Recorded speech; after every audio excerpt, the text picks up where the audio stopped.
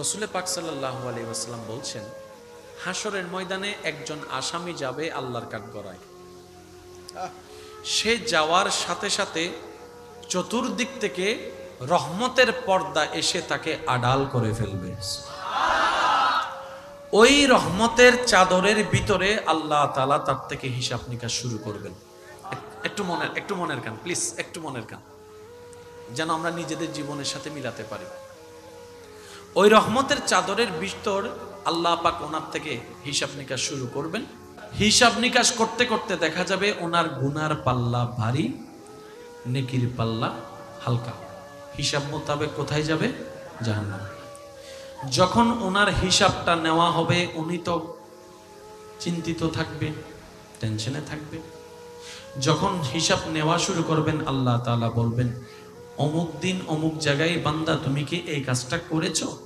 তিনি উত্তর দিবেন, আল্লাহ হ্যাঁ আমি করেছি। ওই কাজটা তুমি করেছো? আল্লাহ আমি করেছি। এটা তুমি বাদ দিয়েছো?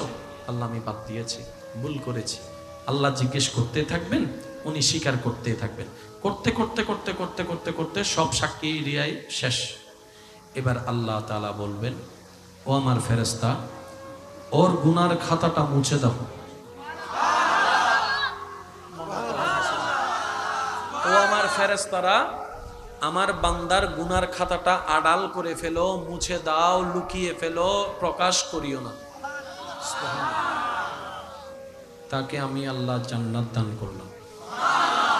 এবার ফেরেশতারা জিজ্ঞেস করবে, মওলা গুনার পাল্লাটাই ভারী ছিল, নেকির পাল্লা তো হালকা, তো কোন হিসাবে জান্নাতটা দিলা জানতে বড় ইচ্ছা হচ্ছে। রব বলবে যে আমি মালিক ইয়াউমিদ্দিন, যা মন চাই তা করব। তারপর আমাদের কাছে মেসেজটুকু যেন পৌঁছাতে পারে, আমরা যেন চরিত্রে সেই পরিবর্তন আনতে পারি, রব দয়া করে নবীর মাধ্যমে জানিয়ে দিচ্ছেন। বলেন সুবহানাল্লাহ। রব ফেরেশতাদেরকে বলবেন, এই বান্দা আমার সেই বান্দা যে আসার পরে আমি রহমতের চাদর দিয়ে তাকে সবার থেকে আড়াল করেছি। কেন জানো? এই বান্দা সেই বান্দা যে দুনিয়াতে থাকা অবস্থায় আমার অনেক বান্দার ইজ্জত নষ্ট হওয়ার মতো গোপন খবর সে জানতো, কিন্তু সে কখনো প্রকাশ করে নাই। সেই বান্দা বেইজ্জত হবে বলে সে দুনিয়াতে আমার বান্দাদের ইজ্জত রক্ষা করেছে। আমি আল্লাহর দিকে তাকিয়ে আজকে হাসরের ময়দানে আমি পর্দার ভিতর রেখে তার ইজ্জত হেফাজত করে দিয়েছি। আল্লাহ তো মাফটা যে কেন করলাম? রব বলে যে এই সে বান্দা যে সামর্থ্য থাকার পরও প্রতিশোধ নেয় নেই, ক্ষমার পর ক্ষমা করেছে, ক্ষমার পর ক্ষমা করেছে। আমি রবের দিকে তাকাই, আমার বান্দাদেরকে ক্ষমা করেছে। আজ আমি রব খুশি হয়ে তার সারা জীবনের গুনাহকে ক্ষমা করে দিয়েছে। আল্লাহ ক্ষমা করছেন কাকে? কি গুণের কারণে? সে অন্যের দোষ কি করতো? একটু জোরে বলেন না। অন্যের দোষ কি করতো? সেজন্য আল্লাহ ওনার দোষকে কি করেছেন? এবার একই কথাটাকে উল্টাই দেন। আল্লাহ ওনার দোষ গোপন রেখেছেন, উনি গোপন রাখতো বলে। কথাটা উল্টাইলে কি হয়? আল্লাহ তার দোষ প্রকাশ করবে, যে অন্যের দোষ প্রকাশ করবে। এবার আপনার দায়িত্ব আপনার, আমার দায়িত্ব আমার। এবার আপনি যদি মনে করেন যে আপনি জানার পর আপনার ভাইয়ের গোপন কথা প্রকাশ করবেন, করেন, কিন্তু মনে রাখবেন আপনারটা প্রকাশ। এবার আপনি যদি পছন্দ করেন যে আপনারটা প্রকাশ হোক, তাহলে করেন। আর যদি আপনি চান না আমারটা যেন কেউ না জানে, তাহলে আপনার কর্তব্য আপনার আরেকজন ঈমানি ভাই বোনের গোপন খবর গোপন রেখে ওনার ইজ্জতকে হেফাজত করা। বলেন না সুবহানাল্লাহ। এটাই তো ইসলামের সৌন্দর্য। কথা বলেন ঠিকই না? আর একটু জোরে বলেন ঠিকই না? এবার দ্বিতীয় নম্বর কথাটা একটু শুনেন। বিরক্ত হচ্ছেন আপনারা কোনো? আচ্ছা, আল্লাহ ক্ষমা করেছেন ওনাকে কি কারণে? উনি আল্লাহর দিকে তাকিয়ে আল্লাহর বান্দাদেরকে ক্ষমা করেছে। প্রতিশোধ নেওয়ার ক্ষমতা ছিল, কিন্তু প্রতিশোধ। এবার কথাটাকে যদি উল্টাই করেন, আমরা সবাই আটকে গেছি। বদনামের ক্ষেত্রে আটকে গেছি, দোষ বলার ক্ষেত্রে আটকে গেছি, গীবতের ক্ষেত্রে আটকে গেছি। এবার সবাই মিলে বলেন, আমরা হাসরের ময়দানে সবচেয়ে আটকাই যাব কোনটাতে? আল্লাহর হকে নাকি বান্দার হকে? জোরে বলেন না। কারণ যাকে আপনি বউ হিসেবে দেখছেন, স্বামী হিসেবে দেখছেন, সেও কিন্তু আল্লাহর বান্দা। বউদেরকে আল্লাহ জিজ্ঞেস করবে জামাই সম্পর্কে তোমার রায় কি, জামাইকে জিজ্ঞেস করবে বউ হিসেবে বউ সম্পর্কে তোমার রায় কি। যদি সেখানে বলে যে আল্লাহ আমি সন্তুষ্ট না, জোরে হন, একজন একজন লাগবে কি লাগবে না? যদি লাগে বন্ধুত্ব করে থাকেন, আর যদি না লাগে তাহলে টম এন্ড জেরির মতো মারামারি করেন। হিসাব ক্লিয়ার? কারণ নিজের ভালো তো পাগলও বুঝে, আর নিজে বাঁচলে না বাপের নাম, কথা বলেন ঠিক কিনা? এতটুকু কি বুঝতে পারছেন? এবার আসেন, আমাদের জীবনে কি সব বেশি না গুনাহ বেশি? তাহলে এই গুনাহটা কমাতে হবে না? এই গুনাহ কমানোর জন্য একটা হাতিয়ার আছে, সেই হাতিয়ারের নাম কি? জোরে বলেন। এই হাতিয়ারটা, এই দয়াটা আল্লাহ সবাইকে দিছে কি দেয় নাই? এই হাতিয়ারের নাম কি? সবাই মিলে বললে খুশি হবো। এই হাতিয়ারের নাম কি? এবার কারো দোষ ধরার দরকার নাই, কারো দিকে তাকানোর দরকার নাই। গত 3 মাসে আমরা কয়বার তওবা করছি, নিজেকে প্রশ্ন করলেই হিসাব মিলে যাবে। আল্লাহ তওবার সুযোগ দিয়ে রেখেছেন, আমরা গাদারা সেটাও নিতে পারি নাই। জোরে জোরে জোরে জোরে। তওবার রাস্তা খোলা আছে না নাই? নিতে জানি নাই, ব্যর্থতা আমাদের, কথা বলেন ঠিক কিনা? মনে রাখবেন, ইস্তেগফার, তওবা এমন একটা নিয়ামত, গুনাহগার যখন তওবা করে তার গুনাহ কমতে থাকে, তওবা করার কারণে সওয়াব বাড়তে থাকে। বলেন সুবহানাল্লাহ। শুধু এতটুকুই সীমাবদ্ধ থাকে না, যে যত বেশি ইস্তেগফারের সাথে বন্ধুত্ব করতে পারবে, দুনিয়াবি নিয়ামত আল্লাহ তাকে বাড়াই দিবে। আমি আপনাদের সামনে একটা আয়াত প্রেজেন্ট করার চেষ্টা করব উলামায়ে কেরামের দোয়া নিয়ে। কষ্ট হচ্ছে? একবার বলেন মারহাবা। আমি আস্তে আস্তে বলবো, আপনারা জোরে জোরে বলবেন সুবহানাল্লাহ। দেখি কেমনে বলবেন। শেষ ভালো যার, সব ভালো তার, জোরে জোরে বলেন না। সূরা নূহ, সূরা আয়াত নাম্বার 10, 11, 12। সুবহানাল্লাহ বলেন না। সূরা নূহ আয়াত নাম্বার 10, 11, 12। এবার খেয়াল করেন, ফাকুল তুস্তাগফিরু রাব্বাকুম ইন্নাহু কানা গাফফারা। যার মূল কথা হচ্ছে আল্লাহর কাছে বেশি বেশি ইস্তেগফার করো, তওবা করো। কেন? ইন্নাহু কানা গাফফারা। কারণ যার কাছে তোমরা তওবা করছো তিনি অসম্ভব ক্ষমাশীল, কল্পনার বাইরে ক্ষমাশীল। অর্থাৎ তুমি যে গুনাহ নিয়ে ক্ষমা পাবা না চিন্তা করতেছো, এরকম 1 কোটি গুনাহ বেশি হলো উনি ক্ষমা করতে পারে। তাহলে গুনাহগার কারা? ক্ষমা চাইবো কার কাছে? কি মাফ পাওয়ার জন্য? তাহলে আমরা তওবা করলাম, গুনাহ মাফ, লেনদেন শেষ, আর কোনো লেনদেন আছে? কিন্তু যখন বান্দা তওবা করে আল্লাহর কাছে, আল্লাহ পাক বলে যে একটা নিবি কেন? একটা নিবি কেন? আমি আল্লাহর কাছে তো ভান্ডারের কোনো অভাব নাই। তুই কাজ করবি একটার জন্য, আমি তোরে বাড়াই দিব আরো 3-4 দিকে। এবার 11 নম্বর আয়াতে দেখেন, আল্লাহ পাক বলছেন ইউরসিলিস সামা আলাইকুম মিদরারান। বান্দারে ফল ফলাদি হওয়ার জন্য বৃষ্টির দরকার হয়। যতই আপনি পানি দেন হবে না, বৃষ্টি বৃষ্টি। ফল ফলাদি হওয়ার জন্য, জমি উর্বর হওয়ার জন্য বৃষ্টির দরকার আছে। বান্দা তুমি গুনাহ মাফের জন্য তওবা করো, আমি গুনাহ মাফ তো করব, তোমাদের ফসল ভালো হওয়ার জন্য আমি আসমান থেকে মশল দ্বারাই বৃষ্টির ব্যবস্থা করে দেব। কয়টা লাভ? কয়টা লাভ? অ্যাপ্লিকেশন করছি একটা পাওয়ার জন্য, আল্লাহ দিছে কয়টা? এতটুকু আল্লাহ শেষ করে নাই।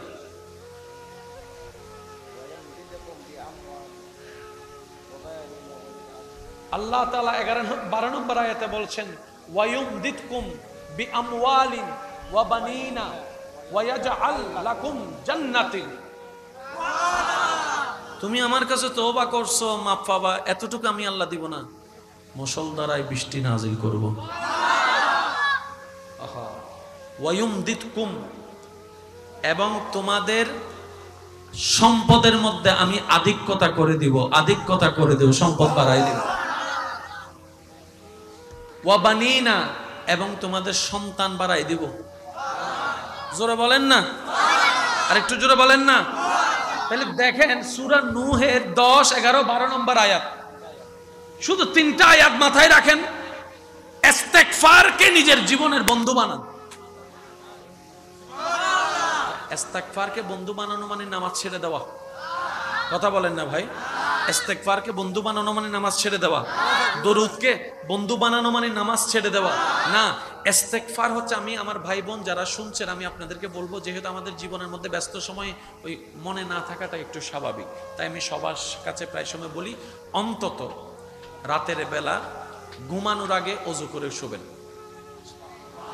তখন তার তেমন কোনো কাজ থাকে, ওই শুয়ে শুয়ে মোবাইল সিবা ছাড়া তো। এবার লাস্টে নবীর উপর দরুদ পড়লেন যতবার আপনার সুযোগ হয়, তাহলে দরুদও যোগ হয়ে গেল, ইস্তেগফারও যোগ হয়ে গেল, ওযু যোগ হয়ে গেছে। এইরকম এই তিনটা কাজ যদি আমাদের জীবনের বন্ধু বানিয়ে যদি জীবনে 100 বার করতে পারি, মনে রাখবেন 100 বারও যদি করতে পারি, এই 100 বার করা আমলটার ভিতরে যদি একটা দিনের আমল আল্লাহর কাছে প্রিয় হয়ে যায়, জোরে বলেন না ভাই। মনে রাখবেন জান্নাতে যাওয়ার জন্য একটা সিজদাই যথেষ্ট। জোরে বলেন না, জান্নাতে যাওয়ার জন্য একটা সিজদাই যথেষ্ট, বেশি কিছু লাগে না। তো কোন সিজদা আল্লাহর কাছে কবুল হয়েছে আমরা তো জানি না, সেজন্য বারবার সিজদা দেওয়া লাগে যে নামাজের মাধ্যমে। সুবহানাল্লাহ, বুঝতে পেরেছি? আল্লাহ আমাদের সবাইকে কবুল করুক, আমিন। এমনও হতে পারে হাসরের ময়দানে 1000 ওয়াক্ত নামাজ আদায়কারী জান্নাতে চলে যাচ্ছে, আবার 50,000 ওয়াক্ত নামাজ আদায়কারী জাহান্নামে চলে যাচ্ছে।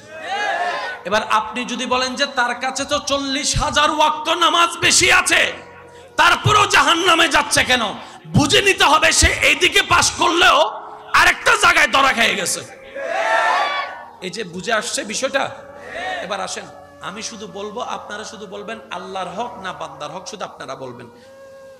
ফজরের নামাজ, যদি কষ্ট না হয় একটু আওয়াজ দেন। ফজরের নামাজ, জোহরের নামাজ, আসরের নামাজ, মাগরিবের নামাজ, এশারের নামাজ, তাহাজ্জুদের নামাজ, জুমার নামাজ, রমজানের রোজা, বা একটু জোরে রমজানের রোজা, নফল রোজা, হজের কাজ, যাকাতের কাজ, মানুষের জায়গা খাওয়া, কার হক? মা বাবার সেবা, জোরে বলেন না, বান্দার হক। মা বাবার সেবা, মায়ের সেবা, বাবার সেবা। আমি বলে যাচ্ছি, আপনারা শুধু শব্দগুলো খেয়াল করবেন। মায়ের সেবা, বাবার সেবা, স্ত্রীর হক, স্বামীর হক, স্বামীর হক, ভাইয়ের হক, বোনের হক, রাস্তার হক, জোরে জোরে জোরে, দোকানের হক, চোখের হক, হাতের হক, জবানের হক, নজরের হক, এগুলো সব বান্দার। এবার বলেন তো আমরা কোনটাতে বেশি আটকাবো? আমি বলবো না, আপনারা যেটা বলবেন আমি সেটা। আমাদের বেশিরভাগ গুনাহ কোনটাতে? বান্দার। কার হক? এবার মনে রাখবেন, আল্লাহর হক যদি নষ্ট হয়, ক্ষমা পাওয়ার পার্সেন্টেজ 99.99%, কারণ সেটা আপনার সাথে আল্লাহর ডাইরেক্ট ব্যাপার। কিন্তু বান্দার হকে ক্ষমা না পাওয়ার পার্সেন্টেজ 99.99%। কেন জানেন? এই বান্দা মাফ না করলে তো আল্লাহ। এবার বলেন কোনটাতে আমাদের বেশি সজাগ হওয়া দরকার? জোরে বলেন, জোরে বলেন। বান্দার হকটাকে যে আমরা যে সজাগ হওয়া দরকার, হব কিভাবে? ওই বান্দার হকটাকে সজাগ হওয়ার জন্য যেটাই পাওয়ার ইঞ্জিন হিসেবে কাজ করে সেটাই হচ্ছে আল্লাহর হক। সুবহানাল্লাহ। সেজন্য কোরআনে বলা হয়েছে ইন্নাস সালাতা তানহা আনিল ফাহশায়ে ওয়াল মুনকার। হে আমার বান্দারা, নামাজকে আগলে ধরো, সেটা তোমাকে ফাহিশাত, অশ্লীল কাজ থেকে, বান্দার হক নষ্ট করা থেকে তোমাকে রক্ষা করে দিবে। বলেন না সুবহানাল্লাহ। এবার বলেন মিল আছে না নাই? জোরে বলেন না, মিল আছে না নাই? পৃথিবীর বুকে কোরআন হাদিসের মতো স্বচ্ছ কোনো কিছুই নাই, ইসলামের মতো পরিষ্কার কিছুই নেই। বুঝি না, ব্যর্থতা আমাদের। বুঝতে পারি নাই, কমতি আমাদের। জীবন চলার পথে তো অনেক দিকে যাওয়া লাগে, আপনাদের অনেকজনের সাথে বসা লাগে, কতজনের সাথে মিশা লাগে, কত কিছু দেখা লাগে, কত থিওরি পাচ্ছেন, কত কিছু শুনছেন। আমার একটা কথা মনে রাখবেন, দুনিয়া রাখবেন একদিকে, ইসলাম রাখবেন আরেকদিকে। এই আমার আবদারটা রাখবেন। আমরা যখন দুনিয়ার ব্রেন দিয়ে ইসলামকে দাড়ি পাল্লায় মাপতে চাই, প্যাঁচ লাগে ওই জায়গায়। কারণ আমার বুঝ আমার, আপনার বুঝ আমার। আচ্ছা, দুই ভাইয়ের মধ্যে, এক মায়ের পেটে দুই ভাইয়ের মধ্যে তর্ক লাগে কেন? বুঝের ভিন্নতা হওয়ার কারণে, ঠিক না? সবার বুঝ তো আর এক না। মনে রাখবেন, দুনিয়া লজিক খুঁজে, দুনিয়া লজিক খুঁজে, লজিকে মিললে মানে, লজিকে না মিললে, এটা হচ্ছে আমাদের একটা কমন বিষয়। ইসলাম ধর্ম গ্রহণের প্রথম শর্ত কি? কি আনতে হবে? ভাই জোরে বলেন না, আর একটু জোরে। আচ্ছা বলেন তো, ঈমান মানে কি? যেটা সাধারণ অর্থ সবাই জানেন, একটু বলেন ঈমান মানে কি? এবার বলেন, বিশ্বাস কি প্রমাণ দিয়ে হয় না প্রমাণ ছাড়া? মুসলমান হওয়ার প্রথম শর্ত কি? ঈমান মানে কি? বিশ্বাস মানে কি? মেনে নিলাম। বিশ্বাস মানে কি? এই জোরে বলেন না, বিশ্বাস মানে কি? এই জায়গায় মুসলমানরা সবার চাইতে আগায় আছে। জগৎ বলে যে না দেখলে মানি না, মুসলমান বলে যে আমরা তোমাদের থেকে এক ডাং উপরে আছি, আমাদের দেখা লাগবে না। নবী মুস্তাফা বলেছেন আল্লাহ এক, সবাই মেনে নিল আল্লাহ এক। নবী মুস্তাফা বলেছেন কবর আছে, প্রশ্ন আছে, সবাই মেনে নিল তার কবর আছে, প্রশ্ন আছে। নবী মুস্তাফা একবার বললেন হাসর আছে, কিয়ামত আছে, জান্নাত আছে, জাহান্নাম আছে, সবাই বিশ্বাস করলো। ঈমান, এটার নাম কি? জোরে বলেন, এটার নাম কি? ঈমান। আর ঈমান বিশ্বাসটা আসে কোন জায়গা থেকে? হাত থেকে, কান থেকে, দাঁত থেকে, ঠোঁট থেকে, পেট থেকে, না মন থেকে? জোরে বলেন, আরো জোরে বলেন। মনের জায়গায় ঈমানের বাড়ি কোথায়? মনে। আর সেই মনটা হচ্ছে সেই জায়গা যেখানে আপনার বিশ্বাস থাকে। সুবহানাল্লাহ বলেন। আমি কি বেশি কষ্ট দিয়ে দিচ্ছি? বেশিক্ষণ ডিস্টার্ব করবো না তো? আমার বিষয়টা আমি প্রেজেন্ট করে ইনশাল্লাহ বিদায় নিয়ে নিচ্ছি আপনাদের থেকে। সবার চাওয়া কোথায় যাওয়া? সবার চাওয়া কোথায় যাওয়া? দিবেন কে? এবার আল্লাহকে আমরা জিজ্ঞেস করলাম, আল্লাহ জান্নাতে যেতে চাই, আমরা কি করতে পারি? রব বলে যে 2টা ফরম পূরণ করে আনো, তারপর আমি দেখব। আল্লাহ ফরম 2টা কি? একটা ফরমের নাম ঈমান, আর একটা ফরমের নাম নেক আমল। একটা ফরমের নাম ঈমান, একটা ফরমের নাম নেক আমল। এবার ঈমানের বিষয়টা এক সাইডে রেখে এখন আমলের বিষয়টা যদি একটু খেয়াল করেন, আমল নেক আমল কয়ভাবে হয়? একটা হচ্ছে ডাইরেক্ট আল্লাহ খুশি হলে নেক আমল হয়, আর একটা হচ্ছে আল্লাহর বান্দাদেরকে খুশি করতে পারলে নেক আমল হয়। সুবহানাল্লাহ। একটাকে বলা হয় হক্কুল্লাহ, আর একটাকে বলা হয় হক্কুল ইবাদ। এতটুকু ক্লিয়ার হয়েছে? ভাই জোরে বলেন, এতটুকু ক্লিয়ার হয়েছে? এবার আল্লাহ আমাদেরকে নিয়ে যেতে বলছেন কয় ফরম? 2 ফরমে। এক ফরমের নাম কি? আরেক ফরমের নাম হচ্ছে নেক আমল, এক ফরমের নাম নেক আমল। এবার হাসরের মধ্যে কোনটা দেখা হবে? ফরম কোনটা? জোরে বলেন না, কোনটা? এখানে ভিতর নামাজ আছে না? রোজা আছে না? হজ আছে না? যাকাত আছে না? এগুলা কার? এগুলা কার? জোরে বলেন, এগুলা কার? এবার আমরা এখানে চলেন একটা কথা বোঝার চেষ্টা করি। নামাজ পড়লে জান্নাত নাকি জাহান্নাম? সবাই জানে। আচ্ছা একটু বলেন তো দেখি, কয় ওয়াক্ত নামাজ থাকলে একজন মানুষ জান্নাতে যেতে পারবে? সবাই বলেন, সবাই বলেন। ঠিক আছে, আপনারা শেখকে দিচ্ছেন 5 ওয়াক্ত। ঠিক আছে, আমি শনিবারে 5 ওয়াক্ত পড়বো, আর পড়বো না। আপনি না বললেন 5 ওয়াক্ত,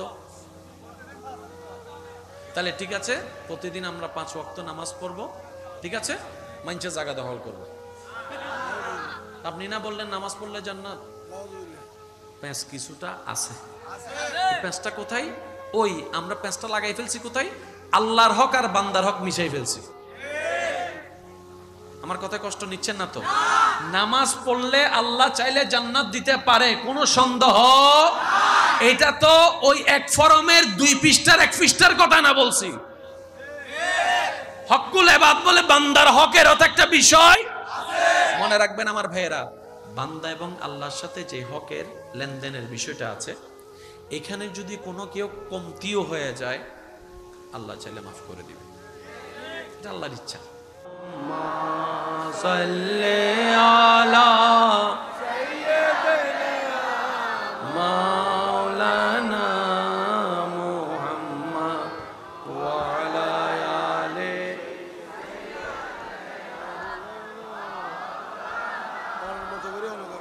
উচ্চ আওয়াজ একবার বলেন মারহাবা। এবার আমি আপনাদেরকে একটা কথা বলি, কত চমৎকার একটা হাদিস শরীফ, যদি আমরা আমল করতে পারি। কে না চায় তার দোষ গোপন থাকুক? সবাই চায়। দুনিয়াতে জানলে কয়জনে জানবে? 1 লাখ জন। হাসরে প্রকাশ হয়ে জানবে সবাই। রসুল পাক সাল্লাল্লাহু আলাইহি ওয়াসাল্লাম বলছেন, হাসরের ময়দানে একজন আসামি যাবে আল্লাহর কাঠগড়ায়। সে যাওয়ার সাথে সাথে চতুর্দিক থেকে রহমতের পর্দা এসে তাকে আড়াল করে ফেলবে। ওই রহমতের চাদরের ভিতরে আল্লাহ তাআলা তার থেকে হিসাব নিকাশ শুরু করবেন। একটু মনের কান প্লিজ, একটু মনের কান, যেন আমরা নিজেদের জীবনের সাথে মিলাতে পারি। ওই রহমতের চাদরের ভিতর আল্লাহ পাক ওনার থেকে হিসাব নিকাশ শুরু করবেন। হিসাব নিকাশ করতে করতে দেখা যাবে ওনার গুনার পাল্লা ভারী, নেকির পাল্লা হালকা। হিসাব মোতাবেক কোথায় যাবে? জাহান্নাম। যখন ওনার হিসাবটা নেওয়া হবে, উনি তো চিন্তিত থাকবে, টেনশনে থাকবে। যখন হিসাব নেওয়া শুরু করবেন, আল্লাহ তাআলা বলবেন, অমুক দিন অমুক জায়গায় বান্দা তুমি কি এই কাজটা করেছো? তিনি উত্তর দিবেন, আল্লাহ হ্যাঁ আমি করেছি। ওই কাজটা তুমি করেছো? আল্লাহ আমি করেছি। এটা তুমি বাদ দিয়েছো? আল্লাহ আমি বাদ দিয়েছি, ভুল করেছি। আল্লাহ জিজ্ঞেস করতে থাকবেন, উনি স্বীকার করতে থাকবেন। করতে করতে করতে করতে করতে করতে সব সাক্ষী রিয়ায় শেষ। এবার আল্লাহ তাআলা বলবেন, ও আমার ফেরেশতা, ওর গুনার খাতাটা মুছে দাও। ও আমার ফেরেশতারা, আমার বান্দার গুনার খাতাটা আড়াল করে ফেলো, মুছে দাও, লুকিয়ে ফেলো, প্রকাশ করিও না। তাকে আমি আল্লাহ জান্নাত দান করলাম। এবার ফেরেশতারা জিজ্ঞেস করবে, মওলা গুনার পাল্লাটাই ভারী ছিল, নেকির পাল্লা তো হালকা, তো কোন হিসাবে জান্নাতটা দিলা? জানতে বড় ইচ্ছা হচ্ছে। রব বলবে যে আমি মালিক ইয়াউমিদ্দিন, যা মন চাই তা করব। তারপর আমাদের কাছে মেসেজটুকু যেন পৌঁছাতে পারে, আমরা যেন চরিত্রে সে পরিবর্তন আনতে পারি, রব দয়া করে নবীর মাধ্যমে জানিয়ে দিচ্ছেন। বলেন সুবহানাল্লাহ। রব ফেরেশতাদেরকে বলবেন, এই বান্দা আমার সেই বান্দা যে আসার পরে আমি রহমতের চাদর দিয়ে তাকে সবার থেকে আড়াল করেছি। কেন জানো? এই বান্দা সেই বান্দা যে দুনিয়াতে থাকা অবস্থায় আমার অনেক বান্দার ইজ্জত নষ্ট হওয়ার মতো গোপন খবর সে জানতো, কিন্তু সে কখনো প্রকাশ করে নাই। সেই বান্দা বেইজ্জত হবে বলে সে দুনিয়াতে আমার বান্দাদের ইজ্জত রক্ষা করেছে। আমি আল্লাহর দিকে তাকিয়ে আজকে হাসরের ময়দানে আমি পর্দার ভিতর রেখে তার ইজ্জত হেফাজত করে দিয়েছি। আল্লাহ তো মাফটা যে কেন করলাম? রব বলে যে এই সে বান্দা যে সামর্থ্য থাকার পরও প্রতিশোধ নেয় নেই, ক্ষমার পর ক্ষমা করেছে, ক্ষমার পর ক্ষমা করেছে। আমি রবের দিকে তাকাই, আমার বান্দাদেরকে ক্ষমা করেছে। আজ আমি রব খুশি হয়ে তার সারা জীবনের গুনাহকে ক্ষমা করে দিয়েছে।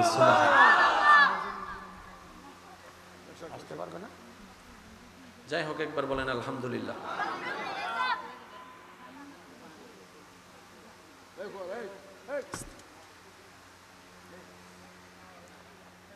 আল্লাহ ক্ষমা করছেন কাকে, কি গুণের কারণে? সে অন্যের দোষ কি করতো? একটু জোরে বলেন না। অন্যের দোষ কি করতো? সেজন্য আল্লাহ ওনার দোষকে কি করেছেন? এবার একই কথাটাকে উল্টাই দেন। আল্লাহ ওনার দোষ গোপন রেখেছেন, উনি গোপন রাখতো বলে। কথাটা উল্টাইলে কি হয়? আল্লাহ তার দোষ প্রকাশ করবে, যে অন্যের দোষ প্রকাশ করবে। এবার আপনার দায়িত্ব আপনার, আমার দায়িত্ব আমার। এবার আপনি যদি মনে করেন যে আপনি জানার পর আপনার ভাইয়ের গোপন কথা প্রকাশ করবেন, করেন, কিন্তু মনে রাখবেন আপনারটা প্রকাশ। এবার আপনি যদি পছন্দ করেন যে আপনারটা প্রকাশ হোক, তাহলে করেন। আর যদি আপনি চান না আমারটা যেন কেউ না জানে, তাহলে আপনার কর্তব্য আপনার আরেকজন ঈমানি ভাই বোনের গোপন খবর গোপন রেখে ওনার ইজ্জতকে হেফাজত করা। বলেন না সুবহানাল্লাহ। এটাই তো ইসলামের সৌন্দর্য। কথা বলেন ঠিকই না? আর একটু জোরে বলেন ঠিকই না? এবার দ্বিতীয় নম্বর কথাটা একটু শুনেন। বিরক্ত হচ্ছেন আপনারা কোনো? আচ্ছা, আল্লাহ ক্ষমা করেছেন ওনাকে কি কারণে? উনি আল্লাহর দিকে তাকিয়ে আল্লাহর বান্দাদেরকে ক্ষমা করেছে। প্রতিশোধ নেওয়ার ক্ষমতা ছিল, কিন্তু প্রতিশোধ। এবার কথাটাকে যদি উল্টাই করেন, আমরা সবাই আটকে গেছি। বদনামের ক্ষেত্রে আটকে গেছি, দোষ বলার ক্ষেত্রে আটকে গেছি, গীবতের ক্ষেত্রে আটকে গেছি। এবার সবাই মিলে বলেন, আমরা হাসরের ময়দানে সবচেয়ে আটকায় যাব কোনটাতে? আল্লাহর হকে নাকি বান্দার হকে? জোরে বলেন না। কারণ যাকে আপনি বউ হিসেবে দেখছেন, স্বামী হিসেবে দেখছেন, সেও কিন্তু আল্লাহর বান্দা। বউদেরকে আল্লাহ জিজ্ঞেস করবে জামাই সম্পর্কে তোমার রায় কি, জামাইকে জিজ্ঞেস করবে বউ হিসেবে বউ সম্পর্কে তোমার রায় কি। যদি সেখানে বলে যে আল্লাহ আমি সন্তুষ্ট না, এই যে হয়ে গেলি তো হয়ে গেল না কেন, এই যে নমাতে তারা জোর হ না ভাই, হাই ধরা ধরা হাই না, ধরা হাই না, ইয়া বউ আটকে ফেলি দহনে, জামাই আটকে ফেলি দহনে। এবার একজন আরেকজন লাগবো না, জোর হন একজন একজন লাগবে কি লাগবে না? যদি লাগে বন্ধুত্ব করে থাকেন, আর যদি না লাগে তাহলে টম এন্ড জেরির মতো মারামারি করেন। হিসাব ক্লিয়ার? কারণ নিজের ভালো তো পাগলও বুঝে, আর নিজে বাঁচলে না বাপের নাম, কথা বলেন ঠিক কিনা? এতটুকু কি বুঝতে পারছেন? এবার আসেন, আমাদের জীবনে কি সব বেশি না গুনাহ বেশি? তাহলে এই গুনাহটা কমাতে হবে না? এই গুনাহ কমানোর জন্য একটা হাতিয়ার আছে, সেই হাতিয়ারের নাম কি? জোরে বলেন। এই হাতিয়ারটা, এই দয়াটা আল্লাহ সবাইকে দিছে কি দেয় নাই? এই হাতিয়ারের নাম কি? সবাই মিলে বললে খুশি হবো। এই হাতিয়ারের নাম কি? এবার কারো দোষ ধরার দরকার নাই, কারো দিকে তাকানোর দরকার নাই। গত 3 মাসে আমরা কয়বার তওবা করছি, নিজেকে প্রশ্ন করলেই হিসাব মিলে যাবে। আল্লাহ তওবার সুযোগ দিয়ে রেখেছেন, আমরা গাদারা সেটাও নিতে পারি নাই। জোরে জোরে জোরে জোরে। তওবার রাস্তা খোলা আছে না নাই? নিতে জানি নাই, ব্যর্থতা আমাদের, কথা বলেন ঠিক কিনা? মনে রাখবেন, ইস্তেগফার, তওবা এমন একটা নিয়ামত, গুনাহগার যখন তওবা করে তার গুনাহ কমতে থাকে, তওবা করার কারণে সওয়াব বাড়তে থাকে। বলেন সুবহানাল্লাহ। শুধু এতটুকুই সীমাবদ্ধ থাকে না, যে যত বেশি ইস্তেগফারের সাথে বন্ধুত্ব করতে পারবে, দুনিয়াবি নিয়ামত আল্লাহ তাকে বাড়াই দিবে। আমি আপনাদের সামনে একটা আয়াত প্রেজেন্ট করার চেষ্টা করব উলামায়ে কেরামের দোয়া নিয়ে। কষ্ট হচ্ছে? একবার বলেন মারহাবা। আমি আস্তে আস্তে বলবো, আপনারা জোরে জোরে বলবেন সুবহানাল্লাহ। দেখি কেমনে বলবেন। শেষ ভালো যার, সব ভালো তার, জোরে জোরে বলেন না। সূরা নূহ, সূরা আয়াত নাম্বার 10, 11, 12। সুবহানাল্লাহ বলেন না। সূরা নূহ আয়াত নাম্বার 10, 11, 12। এবার খেয়াল করেন, আস্তাগফিরু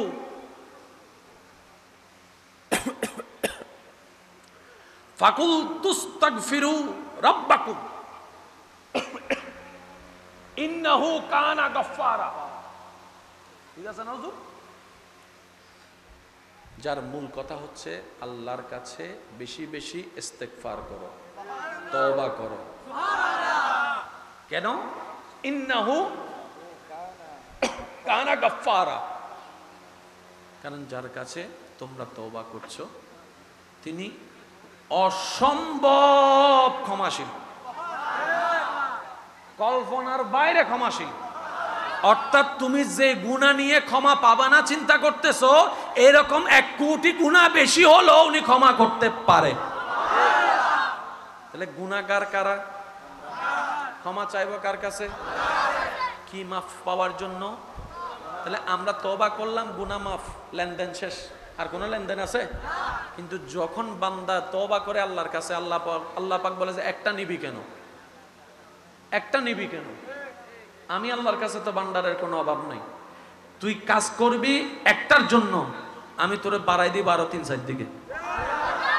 এবার 11 নম্বর আয়াতে দেখেন, আল্লাহ পাক বলছেন ইউরসিলিস সামা আলাইকুম মিদরারান। বান্দারে ফল ফলাদি হওয়ার জন্য বৃষ্টির দরকার হয়, যতই আপনি পানি দেন হবে না। বৃষ্টি বৃষ্টি ফল ফলাদি হওয়ার জন্য, জমি উর্বর হওয়ার জন্য বৃষ্টির দরকার আছে। বান্দা তুমি গুনাহ মাফের জন্য তওবা করো, আমি গুনাহ মাফ তো করব, তোমাদের ফসল ভালো হওয়ার জন্য আমি আসমান থেকে মশল দ্বারাই বৃষ্টির ব্যবস্থা করে দেব। কয়টা লাভ? কয়টা লাভ? অ্যাপ্লিকেশন করছি একটা পাওয়ার জন্য, আল্লাহ দিছে কয়টা? এতটুকু আল্লাহ শেষ করে নাই।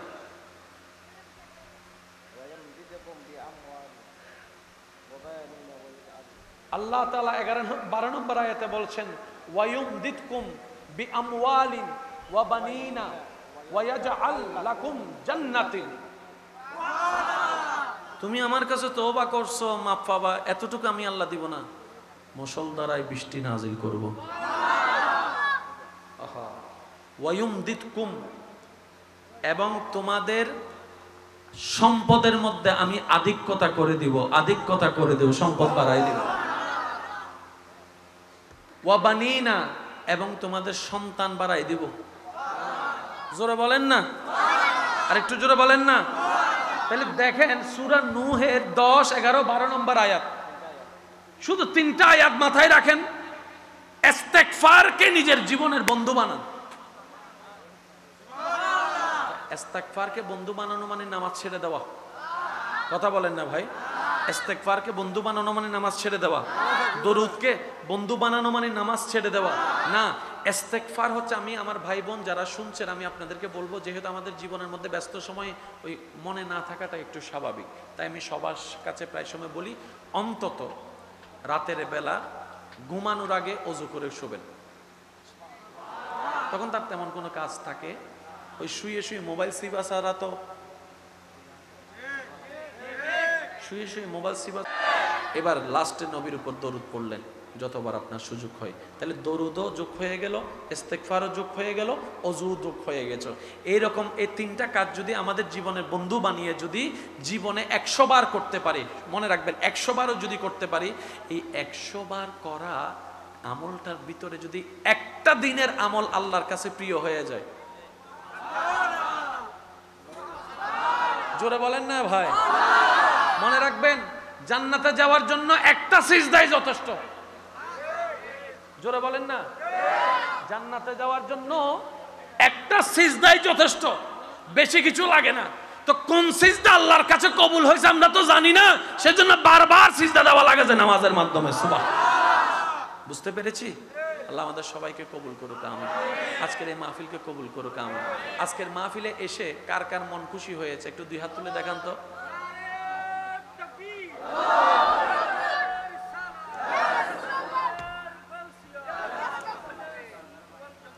উচ্চ আওয়াজে একবার বলেন মারহাবা। আগামী বছর এই মাহফিল হোক, আপনারা চান? কি বলেন? খুশি মনে চান তো? আপনাদের এলাকার ছেলেরাই মাহফিলটা সাজিয়েছে, কারো ভাতিজা, কারো ছেলে। তো বাচ্চারা করলে তো ভুল হতেই পারে, বড়রা করলে কত ভুল হয়ে যায়। কথা বলেন না, ঠিক না? ইচ্ছায় অনিচ্ছায় হাঁটা চলায় কথাবার্তায় ভুল তো হতে পারে। আমরা আজকে থেকে যদি সত্যিকার বুদ্ধিমান হই, নেগেটিভটাকে ফোকাস না দিয়ে পজিটিভটাকে ফোকাস দেওয়ার চেষ্টা করব।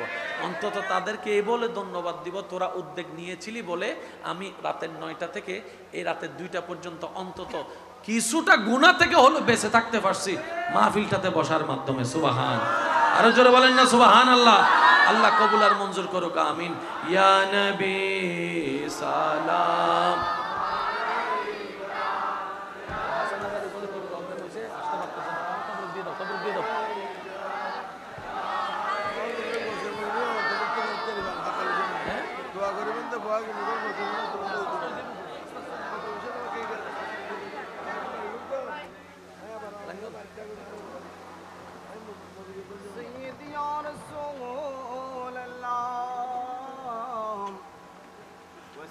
জীবন চলার পথে তো অনেক দিকে যাওয়া লাগে, আপনাদের অনেকজনের সাথে বসা লাগে, কতজনের সাথে মিশা লাগে, কত কিছু দেখা লাগে, কত থিওরি পাচ্ছেন, কত কিছু শুনছেন। আমার একটা কথা মনে রাখবেন, দুনিয়া রাখবেন একদিকে, ইসলাম রাখবেন আরেকদিকে। এই আমার আবদারটা রাখবেন। আমরা যখন দুনিয়ার ব্রেন দিয়ে ইসলামেরকে দাড়ি পাল্লায় মাপতে চাই, প্যাঁচ লাগে ওই জায়গায়। কারণ আমার বুঝ আমার, আপনার বুঝ আমার। আচ্ছা, 2 ভাইয়ের মধ্যে, 1 মায়ের পেটের 2 ভাইয়ের মধ্যে তর্ক লাগে কেন? বুঝের ভিন্নতা হওয়ার কারণে, ঠিক না? সবার বুঝ তো আর এক না। মনে রাখবেন, দুনিয়া লজিক খুঁজে, দুনিয়া লজিক খুঁজে। লজিকে মিললে মানে, লজিকে না মিললে এটা হচ্ছে আমাদের একটা কমন বিষয়। ইসলাম ধর্ম গ্রহণের প্রথম শর্ত কি কি আনতে হবে ভাই? জোরে বলেন না, আর একটু জোরে। আচ্ছা বলেন তো ঈমান মানে কি? যেটা সাধারণ অর্থ সবাই জানেন, একটু বলেন ঈমান মানে কি? এবার বলেন বিশ্বাস কি প্রমাণ দিয়ে হয় না প্রমাণ ছাড়া? মুসলমান হওয়ার প্রথম শর্ত কি? ঈমান মানে কি? বিশ্বাস মানে কি? মেনে নিলাম।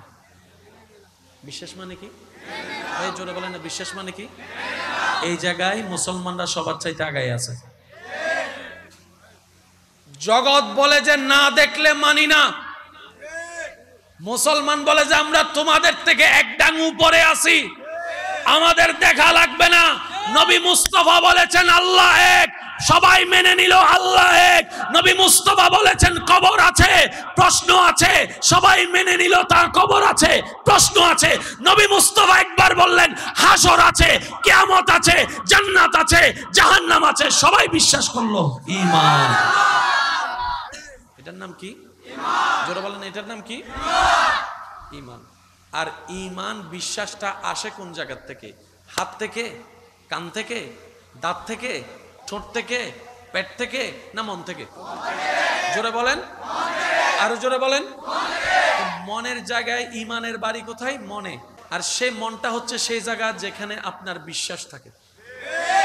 সুবহানাল্লাহ বলেন। আমি কি বেশি কষ্ট দিয়ে দিচ্ছি আপনাদের? বেশিক্ষণ ডিস্টার্ব করবো না তো? আমার বিষয়টা আমি প্রেজেন্ট করে ইনশাল্লাহ বিদায় নিয়ে নিচ্ছি আপনাদের থেকে। সবার চাওয়া কোথায় যাওয়া? আর কোন জোরে কম। সবার চাওয়া কোথায় যাওয়া? দিবেন কে? এবার আল্লাহকে আমরা জিজ্ঞেস করলাম আল্লাহ জান্নাতে যেতে চাই, আমরা কি করতে পারি? রব বলে যে 2টা ফর্ম পূরণ করে আনো, তারপর আমি দেখব। আল্লাহ ফরম 2টা কি? একটা ফরমের নাম ঈমান, আর একটা ফরমের নাম নেক আমল। একটা ফরমের নাম ঈমান, একটা ফরমের নাম নেক আমল।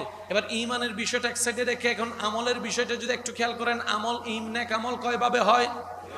একটা হচ্ছে ডাইরেক্ট আল্লাহ খুশি হলে নেক আমল হয়, আর একটা হচ্ছে আল্লাহর বান্দাদেরকে খুশি করতে পারলে নেক আমল হয়। সুবহানাল্লাহ।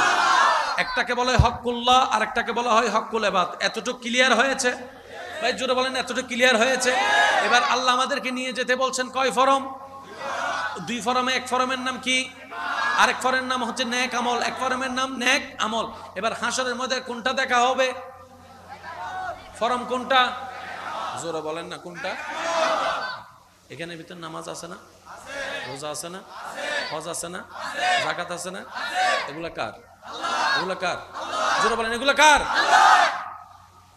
এবার আমরা এখানে চলেন একটা কথা বোঝার চেষ্টা করি। নামাজ পড়লে জান্নাত নাকি জাহান্নাম? সবাই জানে। আচ্ছা একটু বলেন তো দেখি, কয় ওয়াক্ত নামাজ থাকলে একজন মানুষ জান্নাতে যেতে পারবে? সবাই বলেন, সবাই বলেন। ঠিক আছে, আপনারা শেখকে দিচ্ছেন 5 ওয়াক্ত। ঠিক আছে, আমি শনিবারে 5 ওয়াক্ত পড়বো, আর পড়বো না। আপনি না বললেন 5 ওয়াক্ত? তাহলে ঠিক আছে, প্রতিদিন আমরা 5 ওয়াক্ত নামাজ পড়বো। ঠিক আছে, মানুষের জায়গা দখল করবো। আপনি না বললেন নামাজ পড়লে জান্নাত? প্যাঁচ কিছুটা আছে। প্যাঁচটা কোথায়? ওই আমরা প্যাঁচটা লাগাই ফেলছি কোথায়? আল্লাহর হক আর বান্দার হক মিশাই ফেলছি। আমার কথায় কষ্ট নিচ্ছেন না তো? নামাজ পড়লে আল্লাহ চাইলে জান্নাত দিতে পারে, কোনো সন্দেহ। এটা তো ওই এক ফরমের 2 পৃষ্ঠার 1 পৃষ্ঠার কথা না বলছি। হকুল ইবাদ বলে বান্দার হকেরও তো একটা বিষয় মনে রাখবেন আমার ভাইয়েরা। বান্দা এবং আল্লাহর সাথে যে হকের লেনদেনের বিষয়টা আছে, এখানে যদি কোনো কেউ কমতিও হয়ে যায়, আল্লাহ চাইলে মাফ করে দিবে। এটা আল্লাহর ইচ্ছা।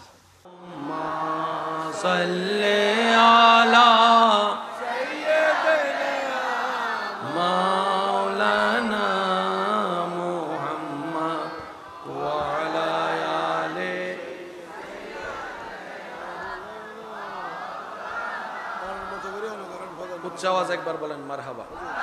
এবার আমি আপনাদেরকে একটা কথা বলি, কত চমৎকার একটা হাদিস শরীফ যদি আমরা আমল করতে পারি। কে না চায় তার দোষ গোপন থাকুক, সবাই চায়। দুনিয়াতে জানলে কয়জনে জানবে? 1,00,000 জন। হাসরে প্রকাশ হয়ে জানবে সবাই। রসুল পাক সাল্লাল্লাহু আলাইহি ওয়াসাল্লাম বলছেন, হাসরের ময়দানে একজন আসামি যাবে আল্লাহর কাঠগড়ায়। সে যাওয়ার সাথে সাথে চতুর্দিক থেকে রহমতের পর্দা এসে তাকে আড়াল করে ফেলবে। ওই রহমতের চাদরের ভিতরে আল্লাহ তাআলা তার থেকে হিসাব নিকাশ শুরু করবেন। একটু মনের কান প্লিজ, একটু মনের কান, যেন আমরা নিজেদের জীবনের সাথে মিলাতে পারি। ওই রহমতের চাদরের ভিতর আল্লাহ পাক ওনার থেকে হিসাব নিকাশ শুরু করবেন। হিসাব নিকাশ করতে করতে দেখা যাবে ওনার গুনার পাল্লা ভারী, নেকির পাল্লা হালকা। হিসাব মোতাবেক কোথায় যাবে? জাহান্নামে। যখন ওনার হিসাবটা নেওয়া হবে, উনি তো চিন্তিত থাকবে, টেনশনে থাকবে। যখন হিসাব নেওয়া শুরু করবেন, আল্লাহ তাআলা বলবেন, অমুক দিন অমুক জায়গায় বান্দা তুমি কি এই কাজটা করেছো? তিনি উত্তর দিবেন, আল্লাহ হ্যাঁ আমি করেছি। ওই কাজটা তুমি করেছো? আল্লাহ আমি করেছি। এটা তুমি বাদ দিয়েছো? আল্লাহ আমি বাদ দিয়েছি, ভুল করেছি। আল্লাহ জিজ্ঞেস করতে থাকবেন, উনি স্বীকার করতে থাকবেন। করতে করতে করতে করতে করতে করতে সব সাক্ষী রিয়াই শেষ। এবার আল্লাহ তাআলা বলবেন, ও আমার ফেরেশতা, ওর গুনার খাতাটা মুছে দাও। ও আমার ফেরেশতারা, আমার বান্দার গুনার খাতাটা আড়াল করে ফেলো, মুছে দাও, লুকিয়ে ফেলো, প্রকাশ করিও না। তাকে আমি আল্লাহ জান্নাত দান করলাম। এবার ফেরেশতারা জিজ্ঞেস করবে, মওলা গুনার পাল্লাটাই ভারী ছিল, নেকির পাল্লা তো হালকা, তো কোন হিসাবে জান্নাতটা দিলা জানতে বড় ইচ্ছা হচ্ছে। রব বলবে যে আমি মালিকি ইয়াউমিদ্দিন, যা মন চাই তা করব। তারপর আমাদের কাছে মেসেজটুকু যেন পৌঁছাতে পারে, আমরা যেন চরিত্রে সে পরিবর্তন আনতে পারি, রব দয়া করে নবীর মাধ্যমে জানিয়ে দিচ্ছেন। বলেন সুবহানাল্লাহ। রব ফেরেশতাদেরকে বলবেন, এই বান্দা আমার সেই বান্দা যে আসার পরে আমি রহমতের চাদর দিয়ে তাকে সবার থেকে আড়াল করেছি। কেন জানো? এই বান্দা সেই বান্দা যে দুনিয়াতে থাকা অবস্থায় আমার অনেক বান্দার ইজ্জত নষ্ট হওয়ার মতো গোপন খবর সে জানতো, কিন্তু সে কখনো প্রকাশ করে নাই। সেই বান্দা বেইজ্জত হবে বলে সে দুনিয়াতে আমার বান্দাদের ইজ্জত রক্ষা করেছে। আমি আল্লাহর দিকে তাকিয়ে আজকে হাসরের ময়দানে আমি পর্দার ভিতর রেখে তার ইজ্জত হেফাজত করে দিয়েছি। আল্লাহ তো মাফটা যে কেন করলাম? রব বলে যে এই সে বান্দা যে সামর্থ্য থাকার পরও প্রতিশোধ নেয় নেই, ক্ষমার পর ক্ষমা করেছে, ক্ষমার পর ক্ষমা করেছে। আমি রবের দিকে তাকাই, আমার বান্দাদেরকে ক্ষমা করেছে। আজ আমি রব খুশি হয়ে তার সারা জীবনের গুনাহকে ক্ষমা করে দিয়েছে। আসতে পারবে না? যাই হোক, একবার বলেন আলহামদুলিল্লাহ।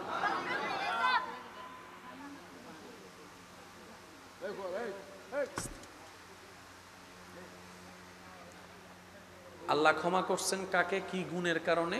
সে অন্যের দোষ কি করতো? একটু জোরে বলেন না। অন্যের দোষ কি করতো? সেজন্য আল্লাহ ওনার দোষকে কি করেছেন? এবার একই কথাটাকে উল্টাই দেন। আল্লাহ ওনার দোষ গোপন রেখেছেন, উনি গোপন রাখতো বলে। কথাটা উল্টাইলে কি হয়? আল্লাহ তার দোষ প্রকাশ করবে, যে অন্যের দোষ প্রকাশ করবে। এবার আপনার দায়িত্ব আপনার, আমার দায়িত্ব আমার। এবার আপনি যদি মনে করেন যে আপনি জানার পর আপনার ভাইয়ের গোপন কথা প্রকাশ করবেন, করেন, কিন্তু মনে রাখবেন আপনারটা প্রকাশ। এবার আপনি যদি পছন্দ করেন যে আপনারটা প্রকাশ হোক, তাহলে করেন। আর যদি আপনি চান না আমারটা যেন কেউ না জানে, তাহলে আপনার কর্তব্য আপনার আরেকজন ঈমানি ভাই বোনের গোপন খবর গোপন রেখে ওনার ইজ্জতকে হেফাজত করা। বলেন না সুবহানাল্লাহ। এটাই তো ইসলামের সৌন্দর্য। কথা বলেন ঠিক না? আর একটু জোরে বলেন ঠিক না? এবার দ্বিতীয় নম্বর কথাটা একটু শুনেন। বিরক্ত হচ্ছেন আপনারা কোনো? আচ্ছা, আল্লাহ ক্ষমা করেছেন ওনাকে কি কারণে? উনি আল্লাহর দিকে তাকিয়ে আল্লাহর বান্দাদেরকে ক্ষমা করেছে। প্রতিশোধ নেওয়ার ক্ষমতা ছিল, কিন্তু প্রতিশোধ। এবার কথাটাকে যদি উল্টাই করেন, আমরা সবাই আটকে গেছি। বদনামের ক্ষেত্রে আটকে গেছি, দোষ বলার ক্ষেত্রে আটকে গেছি, গীবতের ক্ষেত্রে আটকে গেছি। এবার সবাই মিলে বলেন, আমরা হাসরের ময়দানে সবচেয়ে আটকায় যাব কোনটাতে? আল্লাহর হকে নাকি বান্দার হকে? জোরে বলেন না। কারণ যাকে আপনি বউ হিসেবে দেখছেন, স্বামী হিসেবে দেখছেন, সেও কিন্তু আল্লাহর বান্দা। বউদেরকে আল্লাহ জিজ্ঞেস করবে জামাই সম্পর্কে তোমার রায় কি, জামাইকে জিজ্ঞেস করবে বউ হিসেবে বউ সম্পর্কে তোমার রায় কি। যদি সেখানে বলে যে আল্লাহ আমি সন্তুষ্ট না, এই যে হয়ে গেলি তো হয়ে গেল না কেন, এই যে নমাতে তারা জোরা হ না ভাই, হাই ধরা ধরা হাই না, ধরা হাই না, ইয়া বউ রাটকে ফেলি দহনে, জামাই রাটকে ফেলি দহনে। এবার একজন আরেকজন লাগবো না, জোরা হন একজন একজন লাগবে কি লাগবে না? যদি লাগে বন্ধুত্ব করে থাকেন, আর যদি না লাগে তাহলে টম এন্ড জেরির মতো মারামারি করেন। হিসাব ক্লিয়ার? কারণ নিজের ভালো তো পাগলও বুঝে, আর নিজে বাঁচলে না বাপের নাম, কথা বলেন ঠিক কিনা? এতটুকু কি বুঝতে পারছেন? এবার আসেন, আমাদের জীবনে কি সব বেশি না গুনাহ বেশি? তাহলে এই গুনাহটা কমাতে হবে না? এই গুনাহ কমানোর জন্য একটা হাতিয়ার আছে, সেই হাতিয়ারের নাম কি? জোরে বলেন। এই হাতিয়ারটা, এই দয়াটা আল্লাহ সবাইকে দিছে কি দেয় নাই? এই হাতিয়ারের নাম কি? সবাই মিলে বললে খুশি হবো। এই হাতিয়ারের নাম কি? এবার কারো দোষ ধরার দরকার নাই, কারো দিকে তাকানোর দরকার নাই। গত 3 মাসে আমরা কয়বার তওবা করছি, নিজেকে প্রশ্ন করলেই হিসাব মিলে যাবে। আল্লাহ তওবার সুযোগ দিয়ে রেখেছেন, আমরা গাদারা সেটাও নিতে পারি নাই। জোরে জোরে জোরে জোরে। তওবার রাস্তা খোলা আছে না নাই? নিতে জানি নাই, ব্যর্থতা আমাদের, কথা বলেন ঠিক কিনা? মনে রাখবেন, ইস্তেগফার, তওবা এমন একটা নিয়ামত, গুনাহগার যখন তওবা করে তার গুনাহ কমতে থাকে, তওবা করার কারণে সওয়াব বাড়তে থাকে। বলেন সুবহানাল্লাহ। শুধু এতটুকুই সীমাবদ্ধ থাকে না, যে যত বেশি ইস্তেগফারের সাথে বন্ধুত্ব করতে পারবে, দুনিয়াবি নিয়ামত আল্লাহ তাকে বাড়াই দিবে। আমি আপনাদের সামনে একটা আয়াত প্রেজেন্ট করার চেষ্টা করব উলামায়ে কেরামের দোয়া নিয়ে। কষ্ট হচ্ছে? একবার বলেন মারহাবা। আমি আস্তে আস্তে বলবো, আপনারা জোরে জোরে বলবেন সুবহানাল্লাহ। দেখি কেমনে বলবেন। শেষ ভালো যার, সব ভালো তার, জোরে জোরে বলেন না। সূরা নূহ, সূরা আয়াত নাম্বার 10, 11, 12। সুবহানাল্লাহ বলেন না। সূরা নূহ আয়াত নাম্বার 10, 11, 12। এবার খেয়াল করেন, আস্তাগফিরু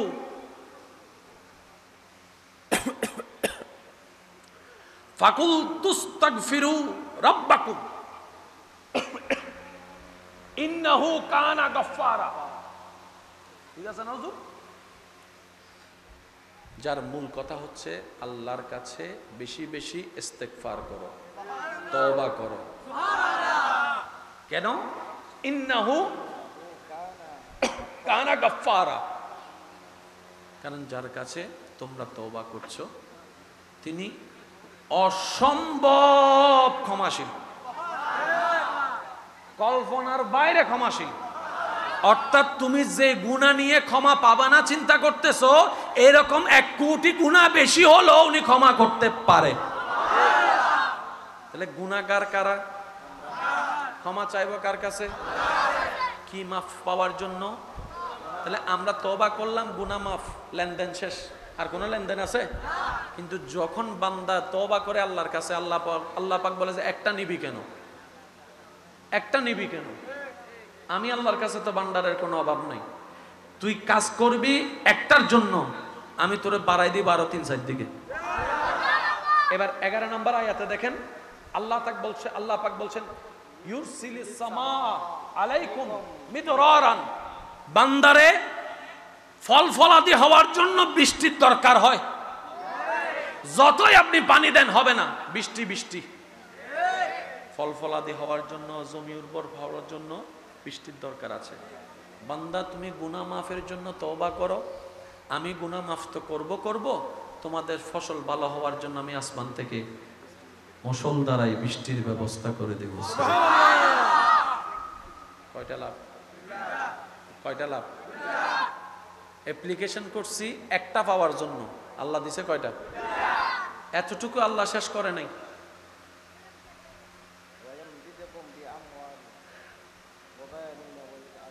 আল্লাহ তাআলা 12 নম্বর আয়াতে বলছেন ওয়ায়ুমদিদকুম বিআমওয়ালিন ওয়া বানিনা ওয়া ইয়াজআল লাকুম জান্নাতিন। তুমি আমার কাছে তওবা করছো, মাফ পাবা, এতটুকু আমি আল্লাহ দিব না? মুষলধারায় বৃষ্টি নাজিল করব। আহা, ওয়ায়ুমদিদকুম, এবং তোমাদের সম্পদের মধ্যে আমি আধিক্যতা করে দিব, আধিক্যতা করে দেব, সম্পদ বাড়াই দিব।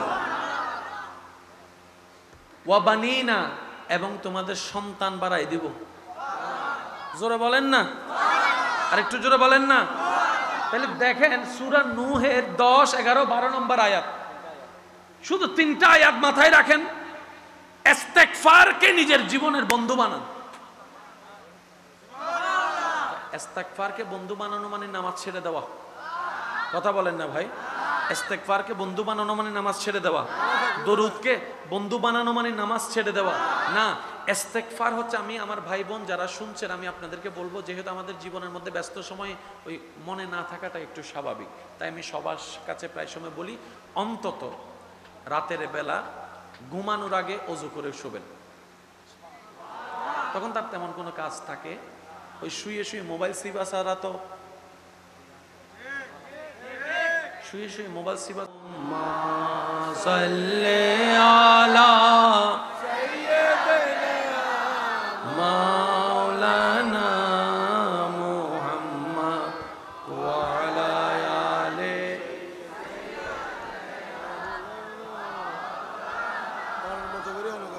উচ্চ আওয়াজ একবার বলেন মারহাবা। এবার আমি আপনাদেরকে একটা কথা বলি, কত চমৎকার একটা হাদিস শরীফ, যদি আমরা আমল করতে পারি। কে না চায় তার দোষ গোপন থাকুক? সবাই চায়। দুনিয়াতে জানলে কয়জনে জানবে? 1 লাখ জন। হাসরে প্রকাশ হয়ে জানবে সবাই। রাসূল পাক সাল্লাল্লাহু আলাইহি ওয়াসাল্লাম বলছেন, হাসরের ময়দানে একজন আসামি যাবে আল্লাহর কাঠগড়ায়। সে যাওয়ার সাথে সাথে চতুর্দিক থেকে রহমতের পর্দা এসে তাকে আড়াল করে ফেলবে। ওই রহমতের চাদরের ভিতরে আল্লাহ তাআলা তার থেকে হিসাব নিকাশ শুরু করবেন। একটু মনের কান প্লিজ, একটু মনের কান, যেন আমরা নিজেদের জীবনের সাথে মিলাতে পারি। ওই রহমতের চাদরের ভিতর আল্লাহ পাক ওনার থেকে হিসাব নিকাশ শুরু করবেন।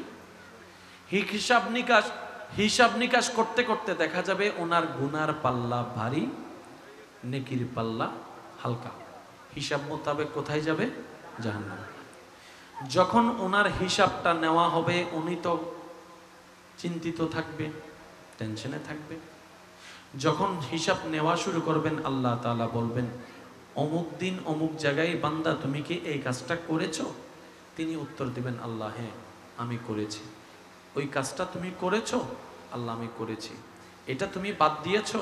আল্লাহ আমি বাদ দিয়েছি, ভুল করেছি। আল্লাহ জিজ্ঞেস করতে থাকবেন, উনি স্বীকার করতে থাকবেন। করতে করতে করতে করতে করতে করতে সব সাক্ষী রিয়ায় শেষ। এবার আল্লাহ তাআলা বলবেন, ও আমার ফেরেশতা, ওর গুনার খাতাটা মুছে দাও।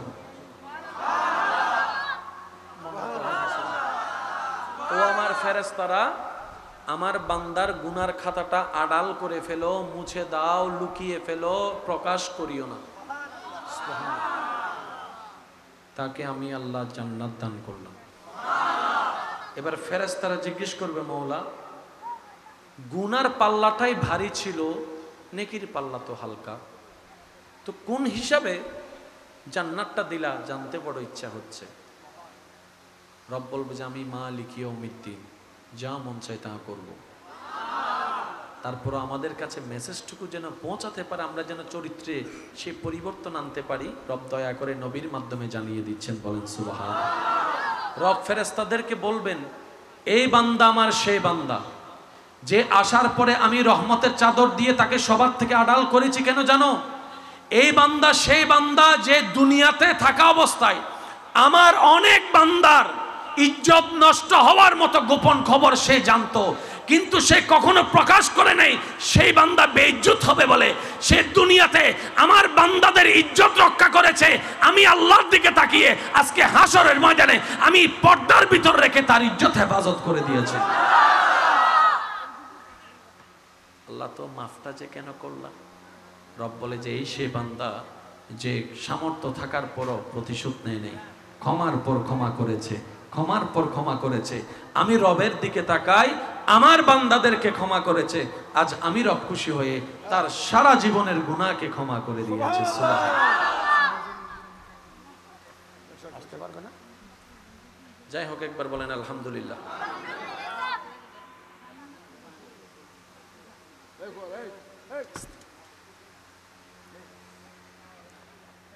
আল্লাহ ক্ষমা করছেন কাকে, কি গুণের কারণে? সে অন্যের দোষ কি করতো? একটু জোরে বলেন না। অন্যের দোষ কি করতো? সেজন্য আল্লাহ ওনার দোষকে কি করেছেন? এবার একই কথাটাকে উল্টাই দেন। আল্লাহ ওনার দোষ গোপন রেখেছেন, উনি গোপন রাখতো বলে। কথাটা উল্টাইলে কি হয়? আল্লাহ তার দোষ প্রকাশ করবে, যে অন্যের দোষ প্রকাশ করবে। এবার আপনার দায়িত্ব আপনার, আমার দায়িত্ব আমার। এবার আপনি যদি মনে করেন যে আপনি জানার পর আপনার ভাইয়ের গোপন কথা প্রকাশ করবেন, করেন, কিন্তু মনে রাখবেন আপনারটা প্রকাশ। এবার আপনি যদি পছন্দ করেন যে আপনারটা প্রকাশ হোক, তাহলে করেন।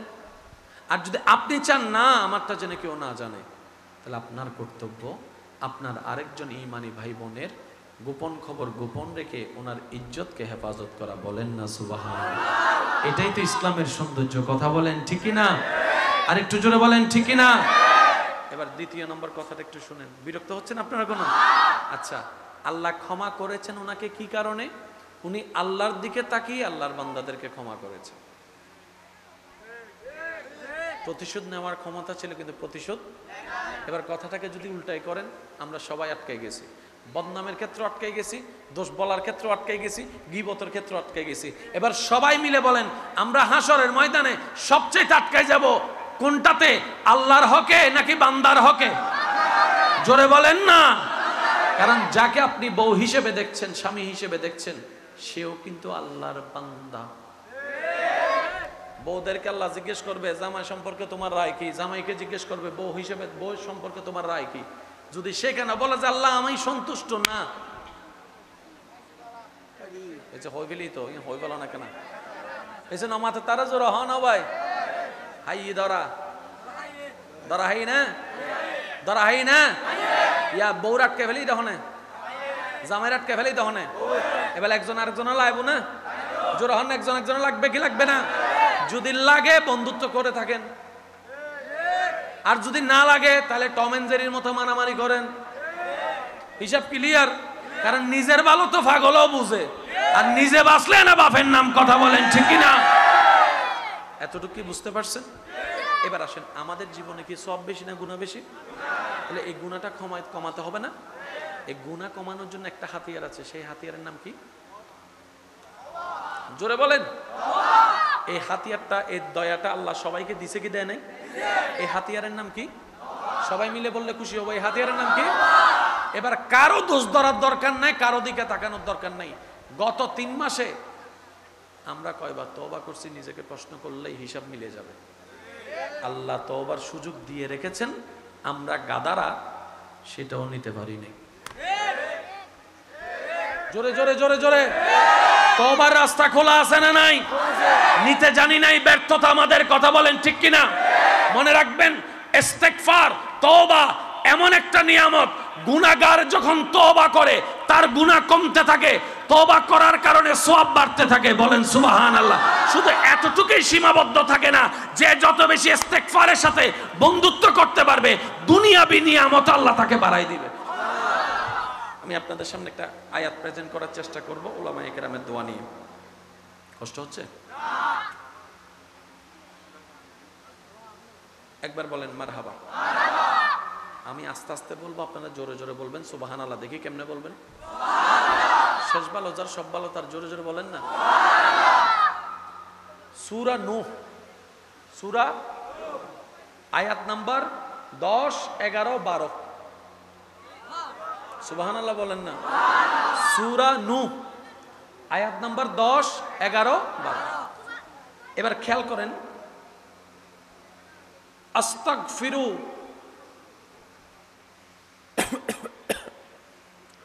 ফাকুলতুস্তাগফিরু রাব্বাকুম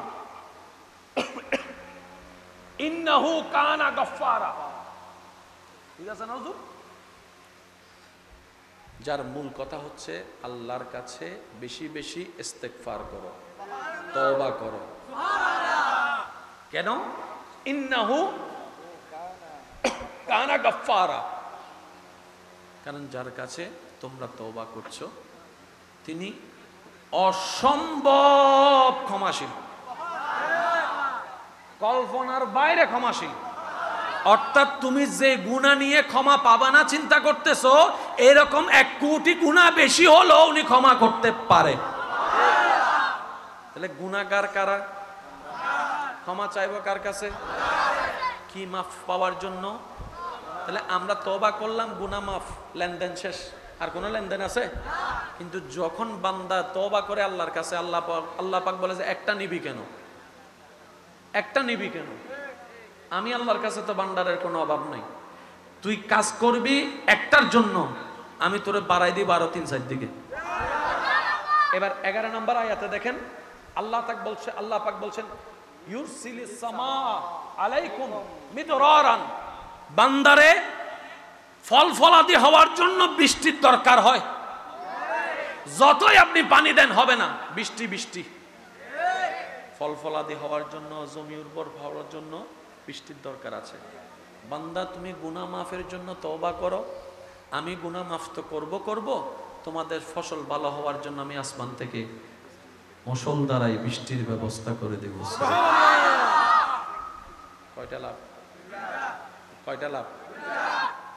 অ্যাপ্লিকেশন করছি একটা পাওয়ার জন্য, আল্লাহ দিছে কয়টা? এতটুকু আল্লাহ শেষ করে নাই।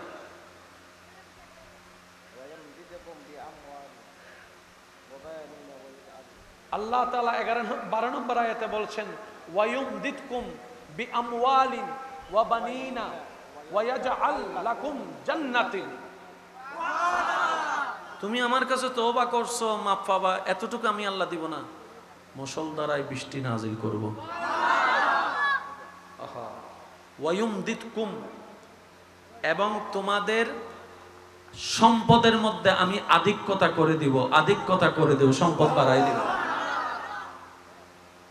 ওয়া বানিনা, এবং তোমাদের সন্তান বাড়াই দিব।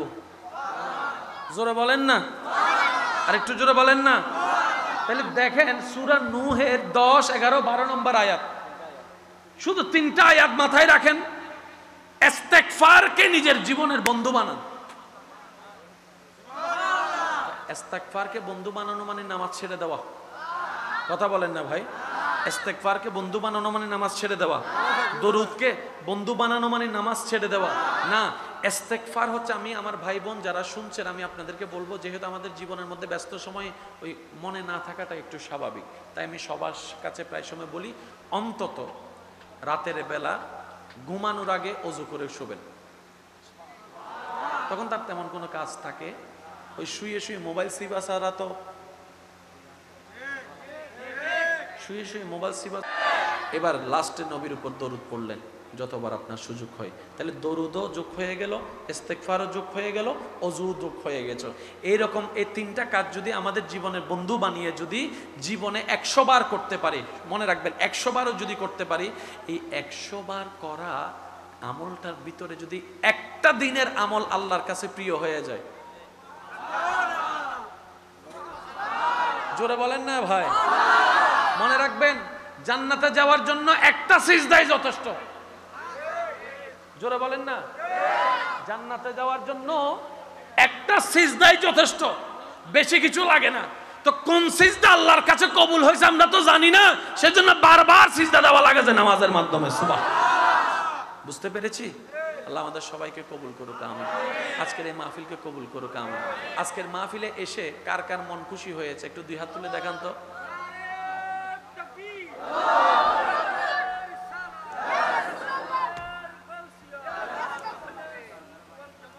উচ্চ আওয়াজে একবার বলেন মারহাবা। আগামী বছর এই মাহফিল হোক, আপনারা চান? কি বলেন, খুশি মনে চান তো? আপনাদের এলাকার ছেলেরাই মাহফিলটা সাজিয়েছে, কারো ভাতিজা কারো ছেলে। তো বাচ্চারা করলে তো ভুল হতেই পারে, বড়রা করলে কত ভুল হয়ে যায়, কথা বলেন না, ঠিক না? ইচ্ছায় অনিচ্ছায় হাঁটা চলায় কথাবার্তায় ভুল তো হতে পারে। আমরা আজকে থেকে যদি সত্যিকার বুদ্ধিমান হই, নেগেটিভটাকে ফোকাস না দিয়ে পজিটিভটাকে ফোকাস দেওয়ার চেষ্টা করব। অন্তত তাদেরকে এই বলে ধন্যবাদ দিব, তোরা উদ্যোগ নিয়েছিলি বলে আমি রাতের 9টা থেকে এই রাতের 2টা পর্যন্ত অন্তত কিছুটা গুনাহ থেকে হলো বেঁচে থাকতে পারছি মাহফিলটাতে বসার মাধ্যমে। সুবহান, আরো জোরে বলেন না সুবহান আল্লাহ। আল্লাহ কবুল আর মঞ্জুর করুক, আমিন।